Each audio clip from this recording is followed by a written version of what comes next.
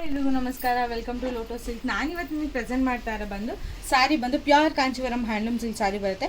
ಸ್ಯಾರಿ ಮಾತ್ರ ತುಂಬ ಡಿಫ್ರೆಂಟ್ ಆಗಿದೆ. ಸ್ಕೈ ಬ್ಲೂಗೆ tomato ish pink rani pink ish colour ಬರುತ್ತೆ.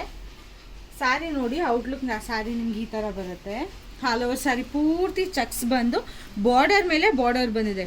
ಈ ಸ್ಯಾರಿನಲ್ಲಿ ಸ್ಪೆಷಾಲಿಟಿನೇ ಬಾರ್ಡರ್ ಮೇಲೆ ಬಾರ್ಡರ್ ಇರೋದ್ರಿಂದ ಯುನೀಕ್ ಆಗಿದೆ. ಓಪನ್ ಮಾಡಿ ತೋರಿಸ್ತೀನಿ ನೋಡಿ.